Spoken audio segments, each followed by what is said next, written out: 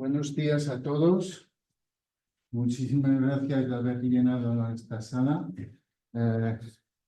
De hecho, como somos pocos, no dudéis si queréis algunos matices o explicaciones, estamos aquí para contestaros. Yo soy Michel Chipper, el presidente de la Red Parental Europa, que es una asociación de protección del niño a nivel europeo, con también Magreb y algunos lugares en el Caribe. Básicamente nosotros llevamos 25 años luchando para los derechos del niño cara a las manipulaciones, grupos coercitivos y ahora lo que será de todo tipo de sectarismo, que es lo que denominamos todo lo que se refiere a captura mental desestructurante de menores. Nosotros llevamos 25 años de experiencia en el terreno, salvamos 548 niños desde 1999 y somos una asociación sin ánimo de lucros de padres, abuelos afectados, padres y madres, claro. De hecho, entre los integrantes de la red parental hay algunos profesionales y hay también personas de a pie que nos ayudan por todos sitios en España y en el resto de Europa. Lo que nosotros pedimos a las autoridades desde 1999 es que se respeten y apliquen los derechos del niño. El Convenio Internacional de Derechos del Niño de Nueva York de 1989, que fue ratificado por todos los países del mundo, salvo Estados Unidos y Yemen. También pedimos que los sistemas escolares, educación en toda Europa, aplique las directrices europeas en materias de educación al pensamiento crítico y que se puedan implementar cursos de pensamiento crítico, educación a los medios desde la escuela primaria en todos los sistemas de educación en Europa. Así podríamos contrarrestar ya bastantes peligros sectarios, manipulaciones, abusos psicológicos a menores, que es lo que hoy en día encontramos en las redes sociales y los niños ni los padres están formados. Ahora están llegando otros peligros a través de la inteligencia artificial, donde la desinformación es la reina de la propagación y difusión de informaciones en redes. Así es, ahora os vamos a hablar de las escuelas, las pedagogías y los peligros que están intentando penetrar el sistema escolar y la educación en general. Luis Santamaría del Río, de la Red InfoRides. Buenos días a todos. La Red Iberoamericana de Estudio de las Sectas ya fue presentada ayer. Agradezco a Michel Gilbert, presidente de la Red Parental Europa, la invitación para participar con él en este panel. Y lo primero que voy a presentar no es mi parte, sino la parte del tercer ponente, Manel Sañudo, que no ha podido venir, pide disculpas por su ausencia, pero que nos ha mandado el texto. Entonces, lo que voy a hacer es leer de una forma resumida lo que él ha preparado. Con el título siguiente: Derivas y grupos sectarios en la educación formal. Él va a hablar de una de las principales infiltraciones sectarias, podríamos decir sectarias y esotéricas, en este caso, en la educación formal. Porque lo que voy a hacer yo después, en un segundo momento, cambiando el formato porque lo voy a hacer con una presentación de PowerPoint, es presentar en concreto la pedagogía Waldorf o la pedagogía Steiner. Entonces os voy leyendo esto que, como os digo, la intervención de Manel se titula Derivas y grupos sectarios en la educación formal. Hace ya mucho tiempo que comenzó la infiltración de los movimientos alternativos basados en la pseudociencia y en los postulados New Age, a los que al principio parte de la sociedad veía con simpatía, como movimientos contraculturales opuestos a ciertas reglas, costumbres, maneras de hacer y estructuras de poder que, no nos engañemos, siempre estuvieron ahí y siempre han acarreado desgracias para unos y poder para otros. Pero no se tardó en descubrir que tras aquel movimiento hippie, con aires de contramaterialismo, espiritualidad mal entendida y peor importada, y libertad, no había sino otra de las múltiples maneras de hacer negocio, otra cara del capitalismo. El movimiento New Age, que venía nutriéndose de una amalgama de postulados que iban desde el rosacrucismo hasta el veganismo, venía a sustituir a las formas establecidas de sociedad occidental, empezando por el cristianismo, y a establecer todo lo que hoy en día conocemos como modo de vida alternativo. No vinieron a ayudar, dice Manel, vinieron a vender, como bien describen Heath y Potter en Lo rebelde vende. En cuanto a esto último, me duele decirlo, y básicamente porque lo sufro directamente, Cataluña se ha convertido en una especie de Silicon Valley del esoterismo educativo. La expansión en las escuelas de prácticas como la meditación, una meditación sacada de contexto, pues es una herramienta psicológica que puede utilizarse en situaciones muy concretas, o la gimnasia cerebral, práctica adoptada por tantos y tantas docentes creyentes en lo alternativo, con el nombre de kinesiología, llevando a cabo la típica apropiación magufa, en que se toma una palabra del ámbito académico o científico y se le asigna un significado distinto al original, obviamente a la medida de lo que cada charlatán decida vender. En el caso de la falsa kinesiología, el nombre está tomado del estudio del movimiento del cuerpo y puede abarcar desde la mejora del rendimiento a la prevención y tratamiento de lesiones. Pero los creyentes en lo alternativo, por la vía de la quiropráctica, creen que supuestamente activa botones cerebrales que ayudarían al alumnado a estar tranquilo, prestar atención, retener información. Y estas prácticas vienen casi siempre seguidas o acompañadas de la puesta en práctica de creencias muy peligrosas, bien por su carácter sectario o la cosmovisión que representan, bien por la intromisión brutal en la intimidad de las familias que implican, o simplemente porque desvían al alumno de lo que se supone que es propio escolarmente, adquirir aprendizaje académico. Solo la pedagogía sistémica, basada en las constelaciones familiares de Bert Hellinger, aunque con incorporaciones de otras fuentes como la pedagogía Steiner-Waldorf o el cerebro trino, tiene tejida en territorio catalán una red de cerca de 60 centros, la inmensa mayoría públicos, con alguno de ellos tenido como meca de la innovación pedagógica. Es la pedagogía esotérica que sin duda tiene más seguimiento en esta tierra. Estamos hablando de la sistémica o de constelaciones familiares. Y en algunas comarcas puede ser muy difícil dar con un centro que no ponga en práctica creencias de este tipo. Como decía anteriormente, la infiltración de los movimientos sectarios en la educación no es nada nuevo.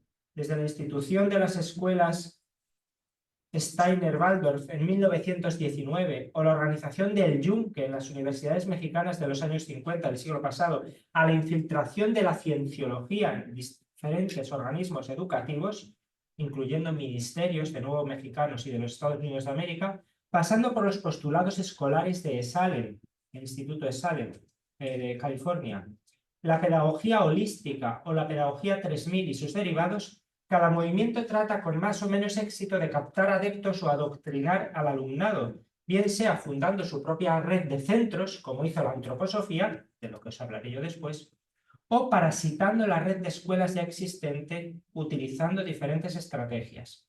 Como les venía adelantando, les quiero contar el caso de infiltración sectaria y esotérica de mayor éxito en España y concretamente en Cataluña, la pedagogía sistémica. Veamos de dónde proviene.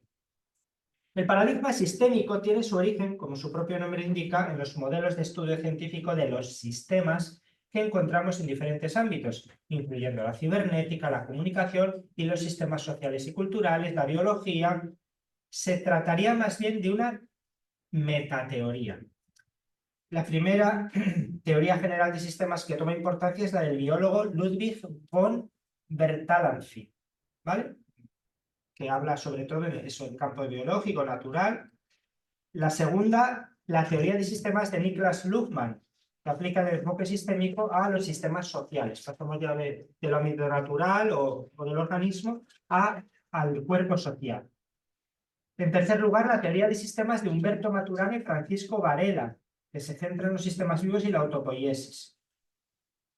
Y finalmente, en un espectro de conocimiento más amplio, el filósofo y sociólogo Edgar Morin propone en su obra El método que la ciencia sea tratada como un solo sistema complejo, un sistema formado por otros sistemas. Bueno, avanzo en esto. El filósofo Edgar Morin es muy cercano a las tendencias de antroposofía y escuela Waldorf. A grandes rasgos, todo el mundo entiende que algo sistémico afecta a todo un sistema o es propio del sistema. Hellinger, que es de quien vamos a hablar ahora, Bert Hellinger, utiliza esta generalidad semántica para crear su pseudoterapia, partiendo de una rama de la psicología perfectamente científica y respetable, aunque hoy en día muchos la consideran algo superada. La psicología sistémica, basada en la teoría de Bertalanffy y desarrollada sobre todo por Paul Václavic y también por otros psicólogos de la escuela de Palo Alto como Gregory Bateson o Jürgen Ries, por citar solo a dos, y que en Europa halló correspondencia con el trabajo de Mara Selvini Palazzoli de la Escuela de Milán. Bien, Bert Hellinger era un misionero trapense de Marianhill, una congregación religiosa católica, y excombatiente del ejército nazi, que trabajó como párroco y profesor de escuelas de su orden religiosa en Sudáfrica. Allí se impregna de la cultura zulú, de sus ritos y manera de organizarse en clanes fuertemente patriarcales, aspecto que coincide con su visión de la vida. También llega a la zona entonces un pastor anglicano que pone en práctica dinámicas de grupo traídas de los Estados Unidos que atraen al propio Hellinger.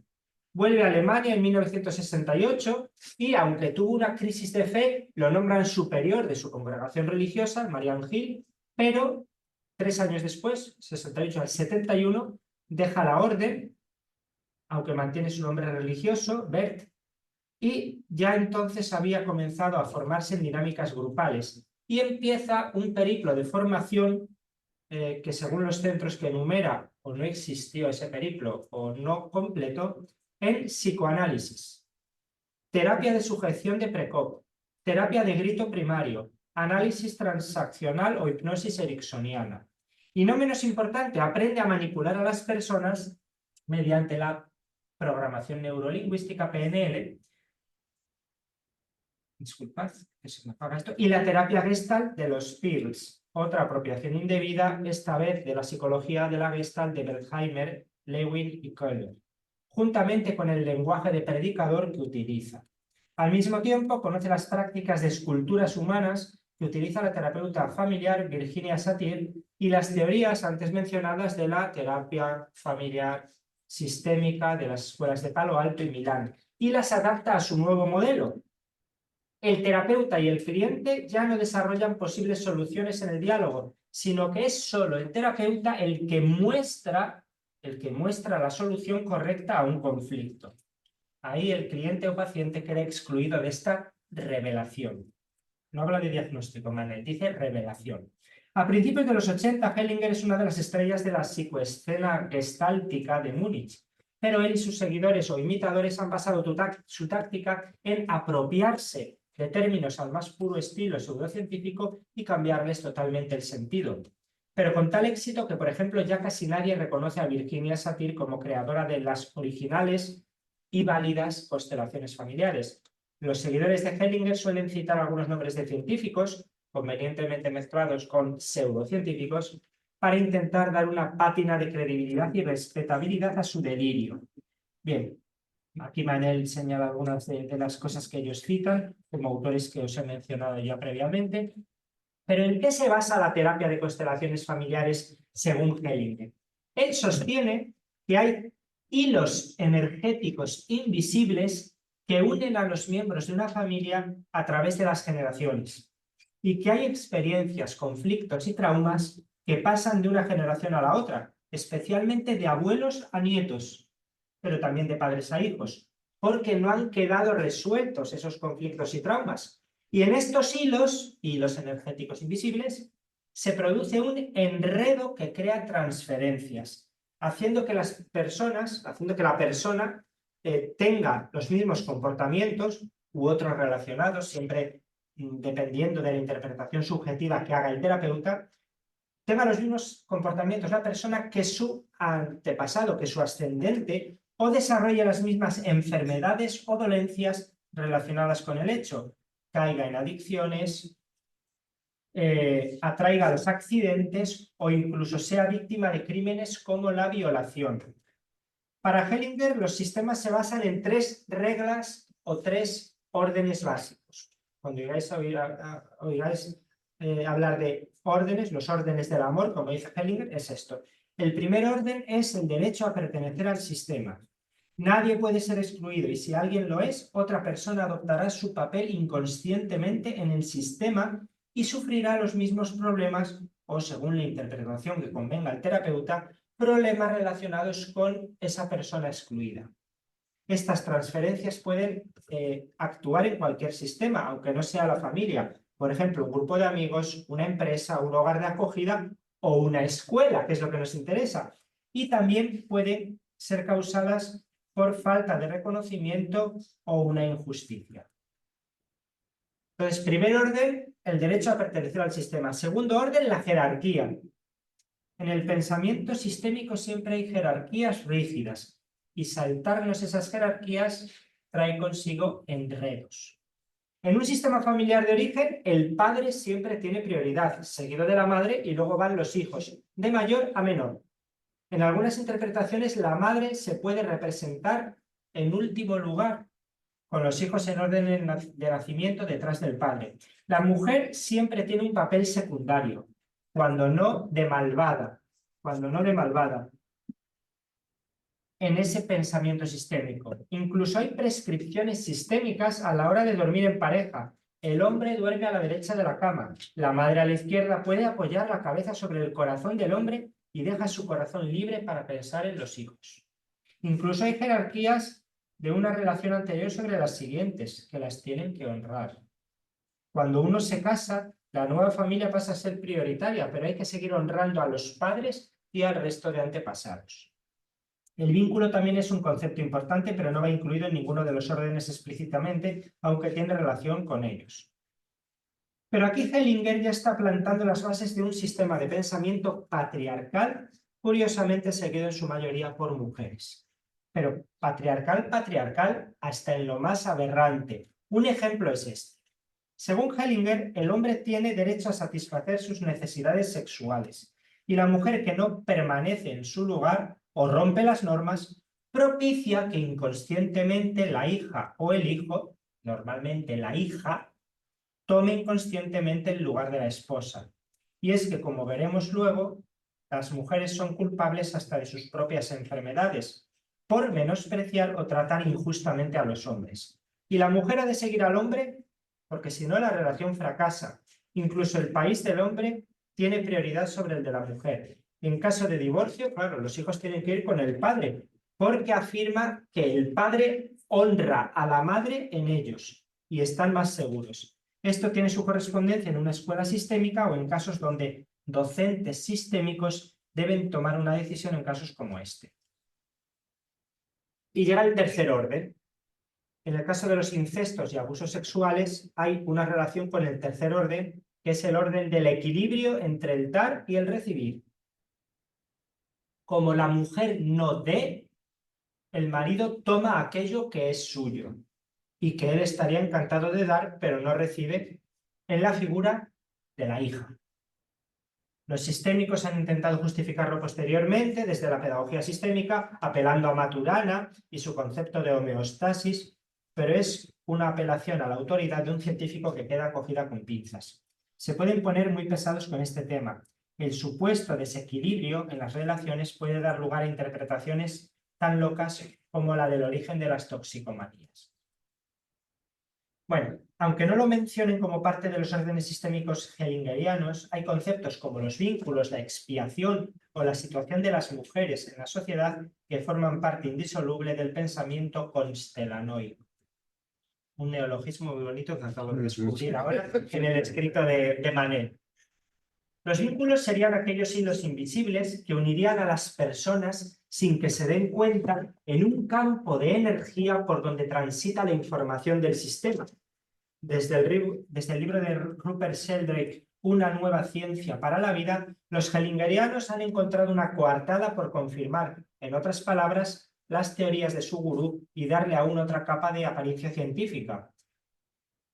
Bien, aunque Johann Maddox, el director de Nature, de cuando se publicó el libro de Sheldrake, que acabo de citar, en 1981, fijaos que ya ha llovido, dijo en un editorial titulado ¿Un libro para quemar? Los argumentos de Sheldrake no son en ningún sentido argumentos científicos, sino un ejercicio de pseudociencia. Muchos lectores quedarán con la impresión de que Sheldrake ha tenido éxito en encontrar un lugar para la magia en la discusión científica. Y esto, de hecho, puede haber sido parte del objetivo de escribir un libro así. Bueno, está la hipótesis de la causación formativa, en la que Sheldrake habla de la existencia de los campos mórficos, en los cuales actuarían las resonancias mórficas como principio de memoria de la naturaleza, a través de las cuales los miembros de un sistema comparten información. Bueno, todo esto dio la excusa a Hellinger y sus seguidores imitadores para intentar justificar a través de la obra de un científico, entre comillas, su teoría de los sistemas y de los lazos invisibles. A mí esto me recuerda a lo de la memoria del agua de la homeopatía, es algo muy semejante. Al final es el mismo pensamiento mágico, esto lo digo yo, no lo dice Manning, ¿no? Aplicado a distintas realidades. Según Hellinger y sus seguidores, habría diferentes tipos de vínculo: de familia, sexual, de muerte, vínculos afectivos y, en el caso de la escuela, vínculos de aprendizaje o laborales. Los vínculos de familia se establecen por el simple hecho de haber nacido en un sistema familiar concreto. Cuidado, porque aquí lo que cuenta es el vínculo biológico. Para los hellingerianos, la adopción como mínimo es un problema. Y como veremos después, cuando este vínculo se mezcla con el vínculo sexual, es aún peor. Los vínculos sexuales son un tema muy importante en Hellinger y probablemente, junto con el machismo y la misoginia, es su punto más polémico. Para Hellinger y sus seguidores, el vínculo sexual se establece con la relación consentida o no. No lo confunden con el amor, porque para ellos lo importante es la biología, el acto sexual como potencial fuente de vida. Y este vínculo no se puede romper, según ellos, porque tendría implicaciones sistémicas. Como el amor no tiene nada que ver con el vínculo, una relación ya establece un vínculo que une a víctima y victimario.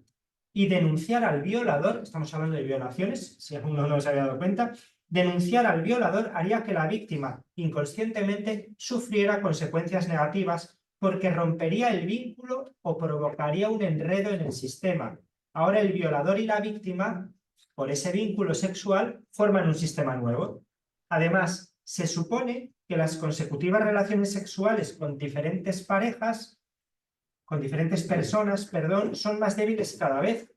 El vínculo con una primera pareja es más fuerte que con la segunda, y así sucesivamente, dado que en teoría a cada relación le daríamos menos importancia. En el caso de otros abusos, como el bullying, la cosa funcionaría más o menos igual. Si el niño o la niña sufre bullying, es porque está sufriendo consecuencias de enredos de sus ancestros, y desde luego no se puede denunciar, ya que está mal visto. Una madre de cerca de Barcelona me explicaba lo que pasó con su hijo cuando dijo que un compañero suyo, tenía 5 años el niño, cuando dijo que un compañero suyo tocaba a una niña en su vulva y acosaba a un niño discapacitado de 3 años. Nadie socorrió al niño de 3 años y mi hijo y un par de niños fueron a buscar a la única persona adulta que había por allí, que era el director del comedor. El niño de 3 años se fue a casa y nadie informó a la madre de lo sucedido. Solo mi hijo se lo dijo a la madre, que habían pegado en el patio a su hijo. Sabíamos que este niño tenía sometida a una niña y le metía la mano y le decía que no lo dijera a nadie. Vi claro, dice la madre, cómo aquella escuela era un sistema cerrado de prácticas violentas. O era la bomba para ti o eras el enemigo. Y así lo fuimos. A mi hijo lo machacaron tanto que un día me dijo con 5 años que se quería tirar a los coches. Más de 60 escuelas en Cataluña. Públicas casi todas, recuerdo. Además, para Hellinger y sus seguidores, los que dicen ser víctimas en realidad lo que hacen es perjudicar a los demás con su agresividad. En el caso del incesto y del abuso sexual familiar, que es lo más frecuente, tendríamos dos vínculos a la vez, el familiar y el sexual. La postura de Bert Hellinger y del núcleo duro de sus seguidores ha sido invariable. Si el padre abusa de los hijos, sobre todo de las hijas, además de culpabilizar a la madre habitualmente, en lugar de denunciar al padre, lo que tiene que hacer la víctima, que una vez acabada la constelación ocupa el lugar de su representante, es dar las gracias por su experiencia. Dar las gracias por la experiencia y normalmente decir a la representante de la madre que lo ha hecho por ella con mucho gusto. Recuerdo que hablamos de abusos sexuales familiares. Esto revictimiza a la víctima y responsabilizando a la madre la convierte en falsa culpable. Además, esto no quita que para la niña o el niño, incluso en casos de pornografía infantil, hayan disfrutado de la experiencia y tengan que estar agradecidos porque al fin y al cabo, para Hellinger supone poco menos que la entrada a la vida sexual. Es un argumento muy típico del Minor Attractive Movement, el MAM. Cuando el pedagogo o maestro sistémico detecta estos abusos en la escuela, se debe abstener de denunciar directamente y pasar el caso a sus superiores jerárquicos. Lo que los máximos exponentes de este movimiento en la escuela hacen en sus libros, además, es minimizar estos hechos y culpar a la exclusión del violador de los problemas del hijo o la hija. En cuanto al nazismo, que esto es una cosa curiosa también, Hellinger siempre dice que estuvo en contra y que fue al frente en contra de su voluntad, pero se ha convertido en un defensor de los nazis y de sus gestas militares, habiendo llegado a escribir un poema elegíaco dedicado a Hitler. Bien. Los primeros intentos de aplicar las constelaciones familiares a la educación tienen lugar a finales de los años 90 por parte de una colaboradora de Hellinger y maestra de primaria llamada Marianne Franke. Pero la infiltración de los hellingerianos en la escuela pública se produce a partir de la invención del concepto de pedagogía sistémica por parte de Hellinger y de una de sus seguidoras, la mexicana Angélica Olvera. Ella es propietaria de una pequeña universidad privada cerca de Ciudad de México. Conoce el trabajo de Hellinger y se encuentran en Barcelona en 1999. La mexicana y su marido ponen su universidad al servicio de las ideas hellingerianas para aplicarlas al ámbito escolar. Ya antes se habían aplicado en salud y en empresa. Y empiezan a ofrecer estudios de posgrado. En 2003 ya empiezan a ofrecer su formación en Madrid y al año siguiente en Barcelona, que es donde ha calado más su mensaje entre los docentes. En Cataluña, la mal llamada pedagogía sistémica empieza a expandirse gracias a seguidores de Bert Hellinger que ya trabajan en la escuela y en la universidad y que han acudido al CUDEC de los Malpica Olvera, siendo de los primeros en escribir su máster de la especialidad en España. En este sentido, mencionamos a la maestra de primaria y luego hasta su muerte en 2016 profesora de secundaria, Mercè Travesset, autora o coautora junto con Carles Parellada de casi toda la literatura escolar hellingeriana en nuestro país. Y mencionamos también a este último, Parellada, que articula a su alrededor un grupo de investigación amparado por impotencia o falta de vergüenza por el Instituto de Ciencias de la Educación de la Universidad Autónoma de Barcelona. Ellos y otros adeptos a las prácticas alternativas, especialmente adeptos a la pedagogía, a la pseudoterapia sistémica, tejieron una red de centros y de asociaciones ofreciendo formación y recursos para quienes se interesasen en este nuevo paradigma, bajo el paraguas universitario inicial, que les otorga una pátina de respetabilidad necesaria y con la oferta formativa del Institut Gestalt de Barcelona, que ofrece los primeros posgrados, empiezan a titularse los primeros pedagogos sistémicos que a su vez empiezan a ofrecer formación en centros alternativos más pequeños. A través del movimiento educativo sistémico empiezan a adherirse escuelas de primaria, institutos de secundaria, cuyos equipos directivos son adeptos a las ideas de Hellinger y otros charlatanes, y buscan, gracias al decreto de plantillas del gobierno catalán, profesores que sean también sistémicos. Así es como se han hecho con el control de aproximadamente 60 escuelas e institutos públicos o sostenidos con dinero público, muchas veces de entornos desfavorecidos, donde entran con la excusa de mejorar la convivencia, aunque luego se produzca a menudo una gentrificación que desplaza al alumnado y sus familias, las familias del barrio, en favor de familias de clase acomodada que buscan esa formación precisamente sin tener que pagar una escuela privada. y que se inscriben mediante fraude en el censo con la connivencia de las administraciones municipales. Hoy hablamos de una red de centros oficialmente sistémicos. Bueno, hay una serie de detalles aquí, de vinculaciones incluso con teorías de médicos, cómo también entra la pedagogía sistémica hellingeriana en la formación del profesorado. Bueno, y ya está. Normalmente dice Manel que organizan cursos cuyo título no tiene que ver con el contenido, porque así lo cuelan mejor, pero que siempre aparece por allí pues la palabra sistémico, y es lo que nos tiene que hacer encender todas las alarmas, ¿no? ¿Qué pasa? Se confunde la formación profesional con la terapia personal, haciendo esa terapia en grupo y haciendo al sujeto que participa en estas sesiones el más vulnerable delante de los demás, porque se revelan asuntos privados de carácter personal o de la historia familiar.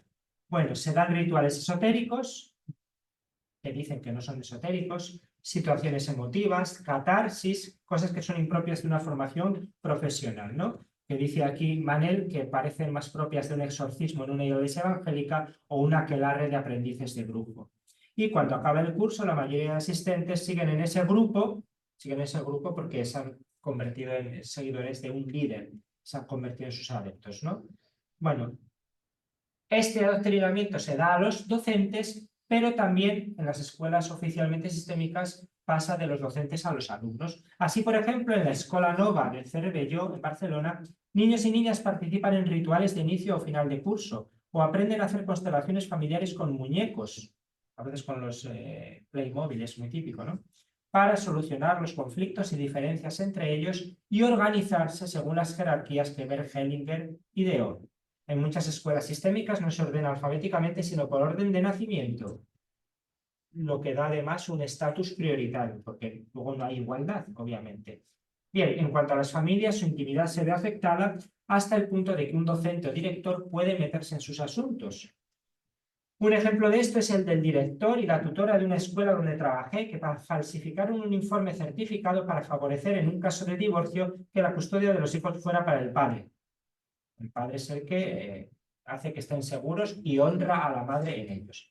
¿Cuál es el ambiente en estas escuelas? Con esto voy terminando. Para los adeptos es un ambiente ideal. Para los escépticos o críticos, para los que se salen un poco de la línea, el entorno es hostil. Se abusa de la llamada a la vocación profesional y al compromiso con el proyecto para llevar a cabo la práctica del trabajo inacabable en pos de los ideales u objetivos irrenunciables del grupo. Bueno. Baste decir que se genera este clima de terror laboral, un clima de mobbing totalmente contra los profesores que no se adaptan a esto, gracias al decreto de plantillas docentes de Cataluña que permite a los directores escoger a dedo al profesorado de su centro y librarse de los que no piensan como él o ella. En resumen, estamos ante prácticas inaceptables de carácter sectario por parte de un movimiento esotérico nefasto. Estas prácticas, hay que decirlo, son conocidas y obviadas por las diferentes administraciones educativas catalanas. Hasta aquí la ponencia de Manel. Si queréis contactar con Manuel Sañudo a través de redes, muy fácil, es maestro de primaria y lo podréis encontrar el profe Manuel en Twitter y también en otras redes. Está muy dispuesto a contestar a todas las preguntas acerca de todas sus indagaciones, que son descaradamente las más punteras en Europa sobre la infiltración sectaria en el campo de la educación. Ahora vamos a... Quería añadir que está generando unos hilos de Twitter muy interesantes, sí. Manel Sañudo, y le estamos animando a algunos a que publique libros o publique artículos más sistemáticos, porque junto a la propia experiencia como afectado indirecto o directo de todo esto, ¿no? Por su trabajo docente, junto a su propia experiencia y todos los testimonios que va recopilando, está haciendo un trabajo de análisis exhaustivo de los libros de Hellinger, de toda la teoría sistémica. Se están leyendo libros originales en alemán y todo, el pobre. Y bueno, está haciendo un trabajo impresionante. Pero que esto es como lo que os he leído, que es como un resumen muy sintetizado, pero desde luego que esto con citas horribles, ¿no? Yo tengo que decir que cuando he publicado cosas sobre las constelaciones familiares, por ejemplo, en un capítulo de un libro de la Unidad de Análisis de la Conducta Criminal de la Universidad de Salamanca, un libro sobre agresiones sexuales, yo escribí el capítulo dedicado a sectas y esto lo puse como un apéndice de, no de secta, porque esto no estamos hablando de una secta de un grupo, sino de esta red escolar y terapéutica, entre comillas, que está generando un ambiente, un caldo de cultivo en el que se justifican, se legitiman, no solo se permiten los abusos sexuales, ¿no? Entonces, bueno, pues, y las citas, yo le pedí citas bestias para poner y me las proporciona él, que es el que está en contacto diario, no solo con la aplicación, sino con la propia teoría. Entonces, cuando algunos dicen, no, es que las constelaciones familiares son algo bueno que se puede aplicar bien o mal, no, es algo que viene viciado de raíz con un fundador inventor que justifica, pues como hemos dicho, esos abusos de un padre a una hija, por ejemplo, ¿no? Unos 20 minutos también. Sí, bueno, entonces solo quería explicaros en el ámbito de la educación, tenemos no tan solo escuelas que se inspiran de las constelaciones o de la pedagogía Waldorf, pero tenemos a todo tipo de sectas que se infiltran. Y en este campo hay grupos que se pretenden hinduistas, que están bien metidos en el campo de educación a nivel europeo, en España, y también todo lo que es de inspiración salafista se está abriendo camino por toda Europa, propulsada por los hermanos musulmanes que tienen la financiación y la ayuda de algunos poderillos digamos, de cabeza de turcos. Y entonces ahí tenemos un problema que los niños están adoctrinados y en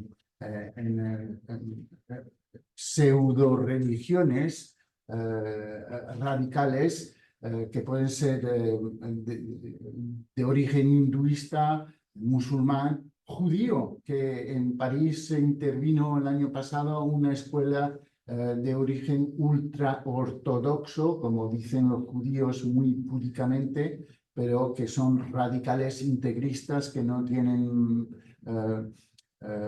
que envidiar a los musulmanes radicales o a los de la SSPX, para los que sabéis, de la Fraternidad San Pío X. También tenemos algunos colegios, nos han avisado desde España y en toda Europa que hay colegios que reciben kit educativos por parte de Cienciología. Se está promocionando bastante el tema, además están ganando bastante reconocimiento y publicidad a nivel mundial. Durante los Juegos Olímpicos, el país quien lucha más contra las sectas, pretendiblemente, Francia ha dejado la apertura de una sede europea que está a 100 metros del Parque Olímpico, y el que clausurará los Juegos Olímpicos en Francia, tan deseados por el poder, pues será el Mesías de la cienciología, Tom Cruise, que seguramente no dudará en promocionar su empresa seguro religiosa. De hecho, también tenemos muchos problemas con la infiltración de otra parte, porque Manel hablaba de constelaciones, una parte de de la herencia del Mind and Life Institute, lo que se llama el Instituto de Esalen, que es la base de muchos derribes sectarios de la nueva era. Es el mindfulness, la plena consciencia, que muchos pijos y gente de muy poca cultura piensan que es una manera de mejorar el conocimiento a través de la meditación de la plena conciencia, el mindfulness, y intentan implementarlo en la educación para supuestamente calmar a los niños y centrarlos, cuando siempre ha existido una cosa fantástica que se llama el patio del recreo, que así los niños son muy apaciguados después de haber corrido por todo el patio. De hecho, la plena conciencia está abriéndose camino a través de algunos mandamases a nivel europeo que hemos visto en Bruselas, organizaciones que están impulsando a toda Europa el desarrollo de esa nueva espiritualidad laica, como dicen, secular, pero bueno, de origen budista, propulsada por John Kabat-Zinn, que es un médico psiquiatra miembro del Instituto de Esalen. Después, pues tenemos multitud de pequeñas pedagogías anecdóticas que intentan entrar en el sistema educativo, seducir maestros y maestras, y eso es muy largo. Habría que tomar pautas para explicaros todos esos diferentes sistemas. Os he abierto bastante el tema sobre las diferentes sectas y pseudo religiones que intentan influir. Siempre podéis venir hacia nuestras redes para pedir más informaciones a raíz de un caso, de preguntas o de grupos que aparecen. Intento concluir diciéndoos que los niños es el futuro de nuestra sociedad, pero esto, sobre todo el futuro de los sectarios y de los gurús. Y es por eso que intentan adiestrarlos lo antes posible a través de la educación pública como la educación privada.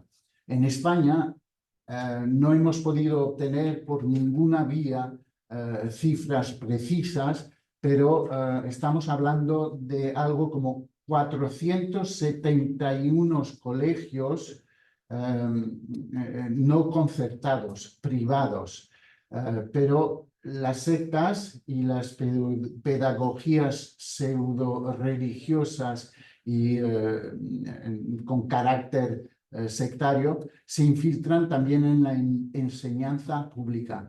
O sea que podemos sinceramente decir que más de 500 centros educativos podrían estar impactados en España, en el territorio español.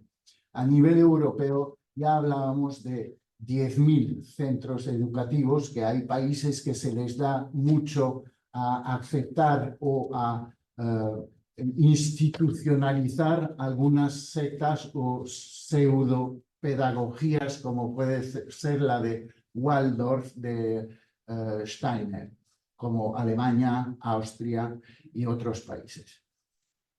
Inglaterra también. Hablando de lo que está en auge y está bien considerado por ciertas partes de la sociedad, podemos mencionar las escuelas Montessori, que abren los chakras, abren el entendimiento de los niños a la nueva era, a la magia y al esoterismo.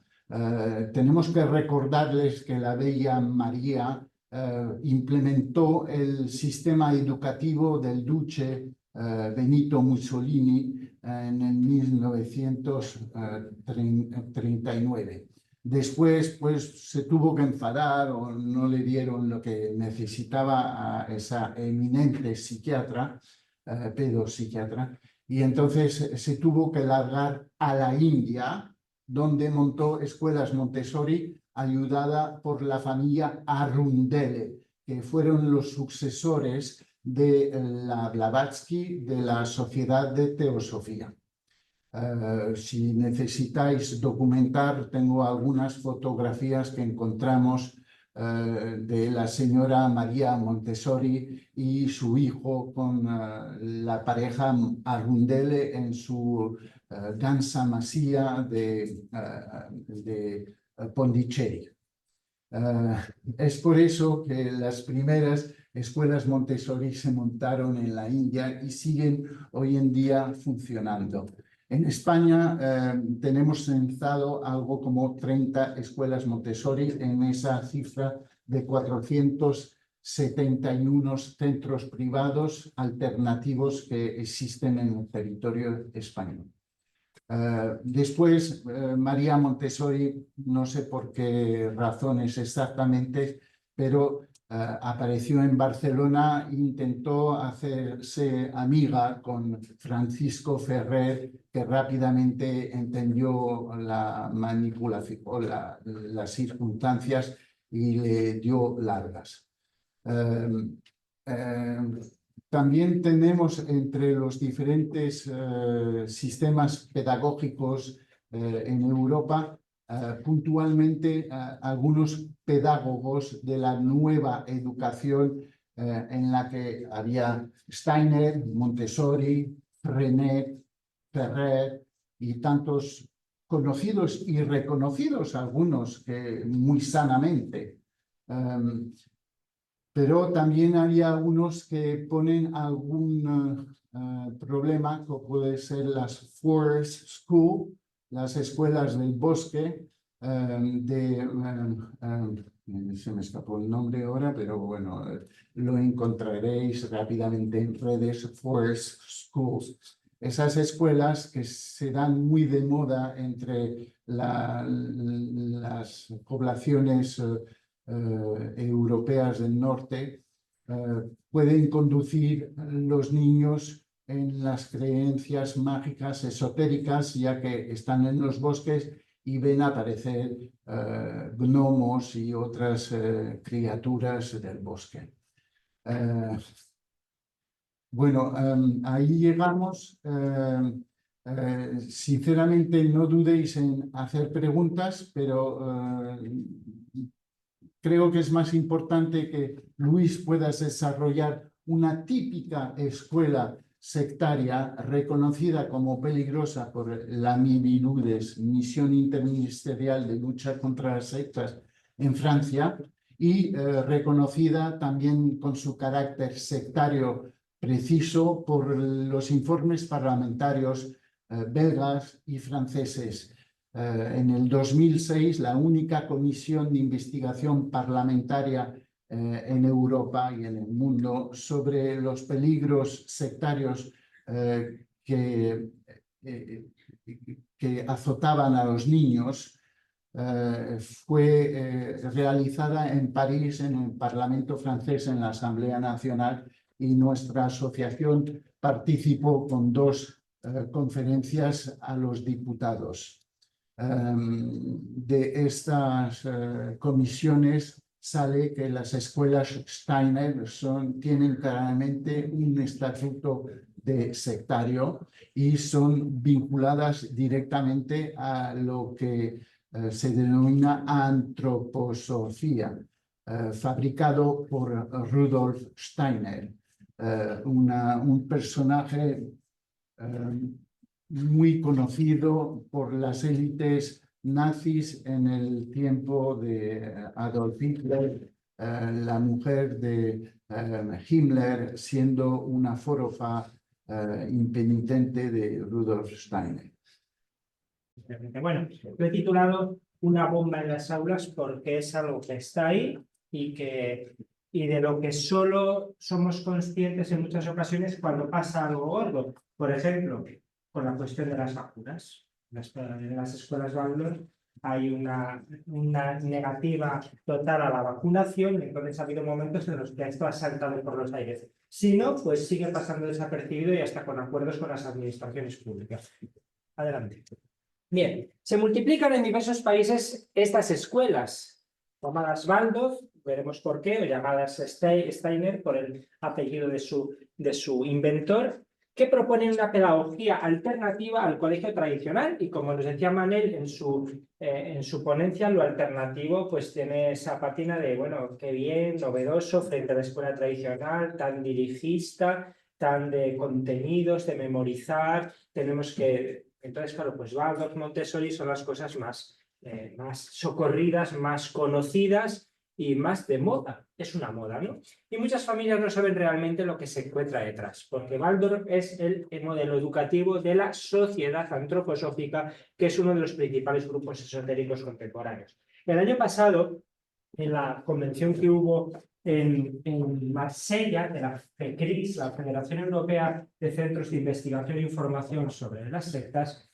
tuve que hablar sobre todo lo esotérico que está en el fondo de lo sanitario, de las pseudoterapias, de todos estos problemas, y yo ponía la imagen de un árbol. No la he puesto aquí, pero para que os hagáis una idea, mi idea del árbol es que si la New Age es un totum revolutum de miles y miles de centros, gurús, propuestas, corrientes, grupos, sectas, miles. Serían como las hojas del árbol, pero todo eso de dónde viene, de unas ramas que son grandes sectas del siglo XX y de un tronco que está formado sobre todo por la teosofía, siglo XIX. Teosofía, el gran movimiento esotérico que teosofía y junto con él la antroposofía, como veremos, va derivado. Y está ya también el espiritismo. ¿Qué está en las raíces? En las raíces está el pensamiento gnóstico, que en el siglo de las luces y posteriormente en la época contemporánea, ese sentimiento, ese pensamiento gnóstico y esa espiritualidad gnóstica va vehiculada por algo que nace en 1717, que es lo que conocemos como masonería, ¿no? Que sería la abuela de todos estos movimientos, la abuela y madre de todo el esoterismo. Adelante. Si me permites, Luis, Rudolf Steiner era adepto de la logia Memphis Misraim. Está documentado y estoy dispuesto a pasaros la documentación. Sí, no, todo esto todo se puede probar históricamente, fuera de cualquier intento de conspiranoia judeo-masónico-marxista y todas estas cosas, pero lo cierto es que la masonería está en la base de espiritismo, teosofía y su derivación antroposofía. Avanza, Michelle, por favor. Bien, en la base está Rudolf Steiner. Nació en 1861, falleció en 1925, que es el fundador de la Sociedad Antroposófica. Y, según algunos, está considerado la mayor eminencia esotérica de su época. He querido poner esta foto, bueno, esta ilustración, este dibujo, y no las típicas fotos tétricas en blanco y negro, además siempre vestido de negro, de Steiner, ¿no? Porque aquí aparece pues como un ser de luz, ¿no? Un ser iluminado, como un gran sabio, un Leonardo da Vinci de su época, ¿no? Bien, adelante, Michelle. Bien, este señor entra en la Sociedad Teosófica y fue nombrado secretario general de la sección germánica de la antroposofía, ¿vale? En 1902, aquí lo vemos con Annie Besant. Annie Besant, una de las principales figuras después de Madame Blavatsky, la fundadora de la teosofía, además fue una figura importantísima para la política india, bueno, y para muchas otras cosas. Bien, pero la insistencia de los teósofos en el orientalismo lo decepcionó. Pensamos que la teosofía es la que difunde sobre todo el yoga en Occidente, en términos como karma, chakras, todo lo que nos ha llegado del hinduismo y budismo, sobre todo ha venido mediado por la teosofía. Entonces, claro, Rudolf Steiner, en su peculiar visión del mundo esotérico, del mundo espiritual, de lo sobrenatural, de las revelaciones que tenía, porque todo viene de las revelaciones sobrenaturales que tenía, ¿vale? Entonces, todo eso no le gustaba y él creía que el esoterismo podía tener como una versión más occidental, más nuestra y más cristiana. Entonces crea su propia asociación esotérica en 1913, separándose de la teosofía y creando la antroposofía. pensando, teosofía en griego es sabiduría de Dios, conocimiento de Dios, antroposofía, sabiduría del hombre, conocimiento del hombre, ¿no?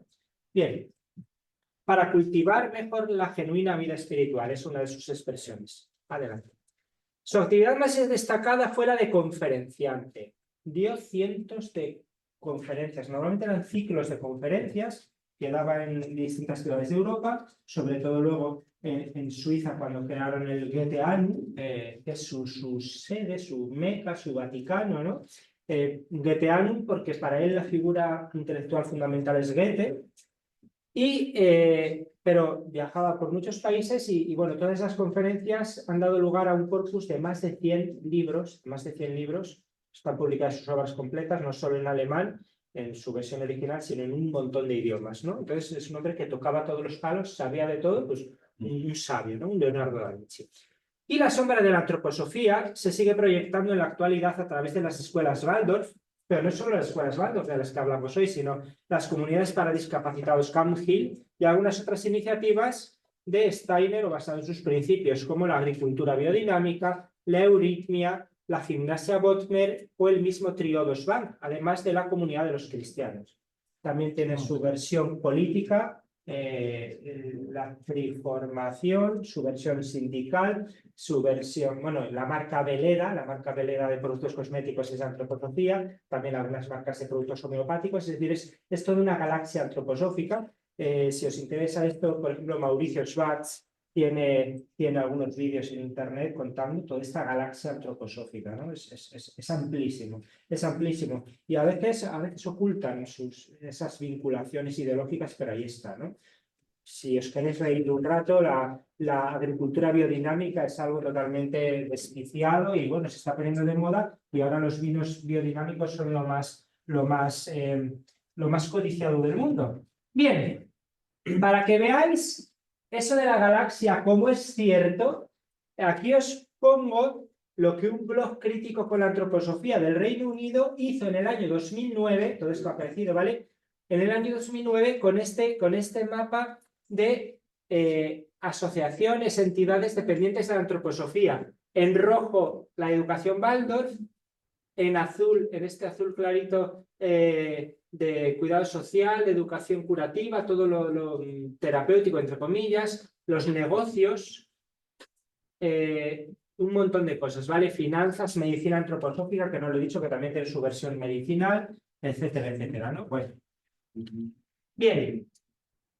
¿Cómo da el salto a la educación Steiner? Porque en 1884, fijaos, cuando todavía era teósofo, todavía no había roto con la teosofía, fue contratado como tutor del hijo de la familia Spetz. Esta es la familia, ¿vale? Ahí está, él de negro, entre todas las mujeres vestidas de blanco.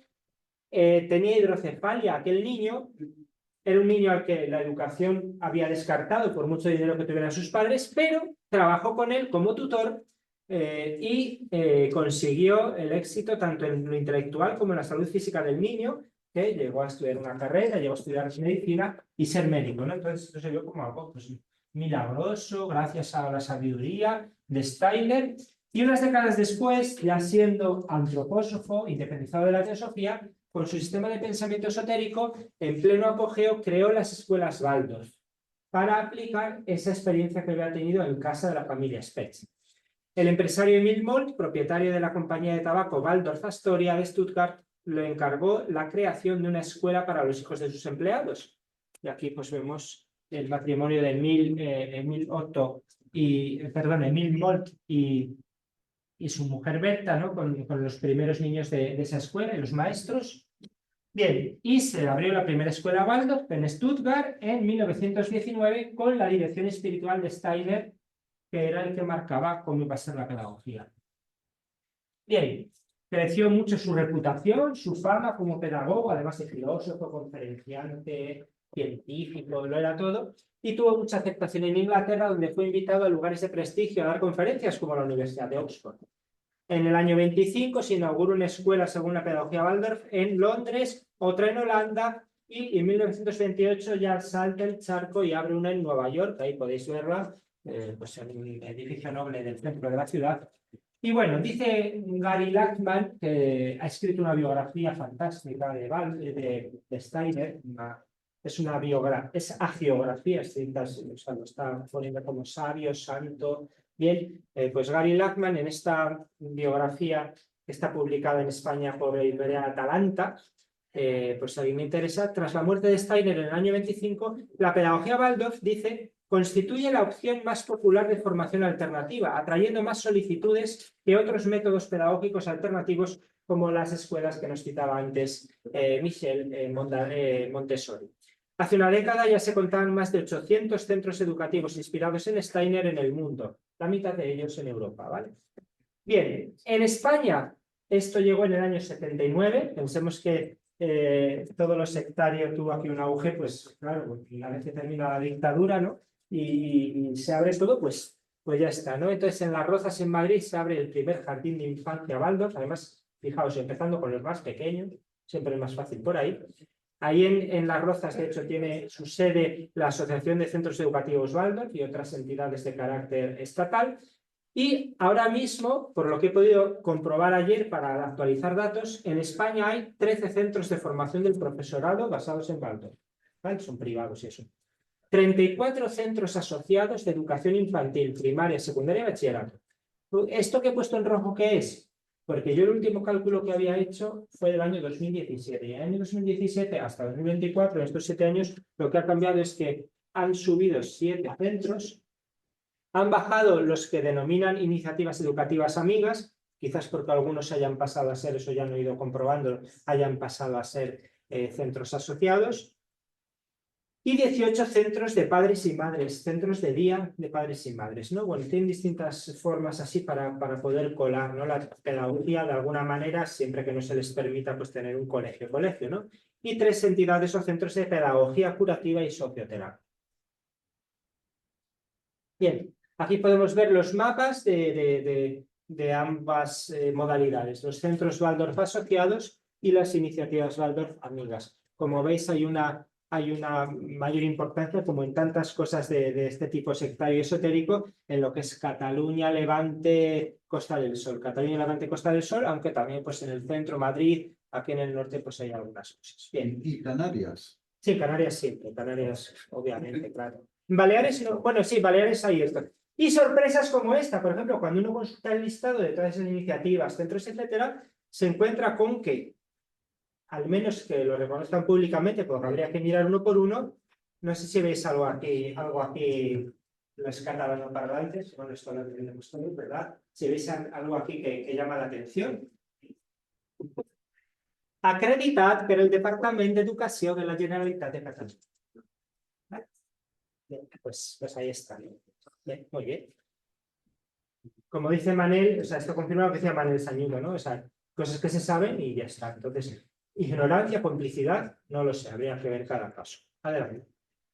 La pedagogía Waldorf, basada en el esquema de pensamiento ternario de su inventor, es como muy simbólico, es muy esotérico, todo es triformación, no sé qué, bueno, triqui. Divide el periodo educativo de la persona en 3 fases que se corresponden con sus 3 primeros septenios, es decir, 3, pero porque son periodos de 7 años, ¿no? Y se insiste mucho en la creatividad de los niños sin dejar que desarrollen su pensamiento de forma libre. Por eso también es algo que llama mucho la atención, ¿no? Frente al dirigismo, frente a un maestro o un profesor que se impone, pues no, aquí la libertad, el libre albedrío, la creatividad, el espíritu libre.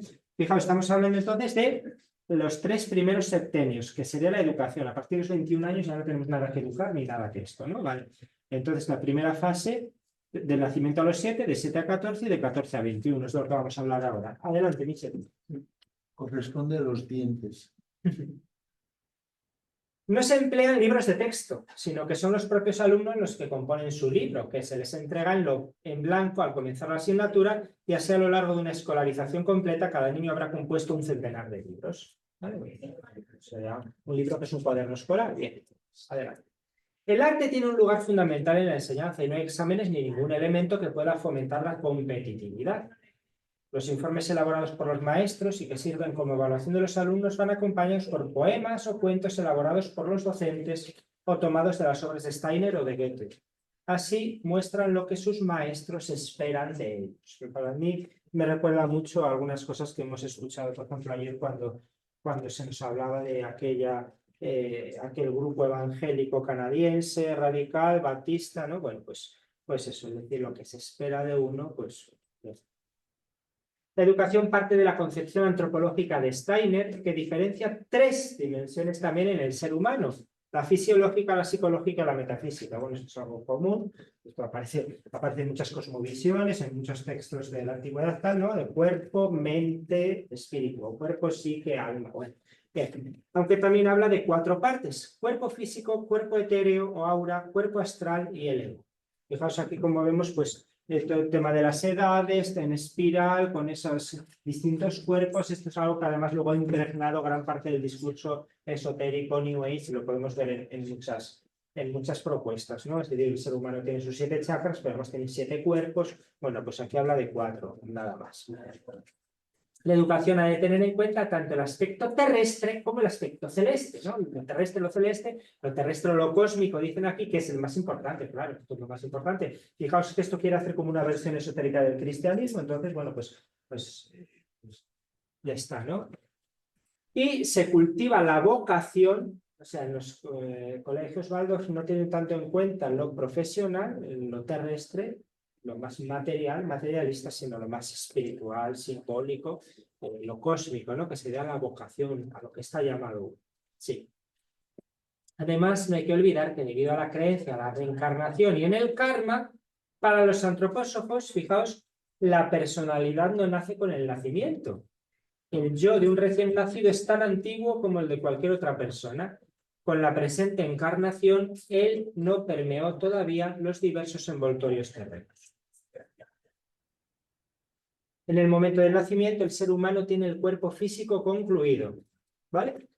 Physical body.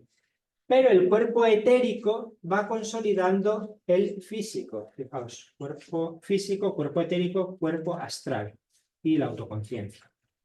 El nacimiento de un cuerpo etérico autónomo solo ocurre en la proximidad de los 7 años. Es decir, que los primeros años escolares son sobre todo para formar el cuerpo etérico del niño. E igual que se alimenta el cuerpo físico con la comida, el cuerpo etérico ha de nutrirse con alimentos como el ritmo, la fantasía, etc. Cuando un niño le pregunte al maestro cómo funciona ese aparato en el que pones un papel, le das al botón y sale repetido en otro papel el mismo, la explicación estándar en un colegio Waldorf es porque hay un gnomo o un enanito dentro que ha hecho una copia rápida, ¿no? Pero esto no como, porque claro, siempre juegan con la fantasía infantil, los cuentos, los dibujos animados. Esto es otra cosa, esto se le explica como una verdad, ¿no? O sea, no como algo que haya que desechar después con una maduración, con un raciocinio, no. Y las 3 fases de la educación del niño, apuntadas antes, van de lo central a lo superficial, ¿vale? De lo cósmico, lo vocacional, lo vital, lo espiritual, a eso más terrestre, más material. Bueno, como ves, son mucho de colores, esquemas, y luego aquí veis además una correspondencia con los astros. ¿Cómo no va a haber astrología aquí, no? Si la astrología tiene que ver para las plantas, pues cuánto más para las personas que somos más evolucionados, ¿no? Bueno. La primera fase, entre el nacimiento y el cambio de dientes, hasta los 7 años, aquí aparecen los dientes, Michelle, tiene carácter simbólico, fantástico y mitológico. Entonces, en esta fase hay que evitar toda educación intelectual. Y luego la gente lo ve como una curiosidad. Ay, es que en las escuelas de Waldorf no enseñan a leer hasta los 7 años. Bueno, pues sea su sistema, ¿no? Yo también fui víctima de un sistema así cuando estaba en el colegio, y entonces cuando pasé a primero de EGB, lo que es ahora primero de primaria, de una clase de 30 niños solo sabíamos leer 2 porque nos habían enseñado a leer en casa ilegalmente, ¿no? O sea, la maestra de preescolar, lo que es ahora infantil, estaba molesta con mis padres y los padres de otra niña porque nos habían enseñado a leer, pero luego el profesor de la EGB, de primaria, pues estaba muy agradecido porque ya eran 2 niños a los que no tenía que enseñar a leer cuando ya no le correspondía a él eso. Bueno. Bien, aquí no es... Bueno, aquí fue una experimentación, pues aquí esto es lo básico, ¿no? Aquí esto es normal. Nada de educación intelectual, ni matemática, ni lingüística, ni nada, ¿no? Es todo recorta, pinta, colorea. La segunda fase, entre el cambio de dientes y la pubertad, de los 7 a los 14, ya está caracterizada por el razonamiento y el pensamiento que aún se aprende como juego.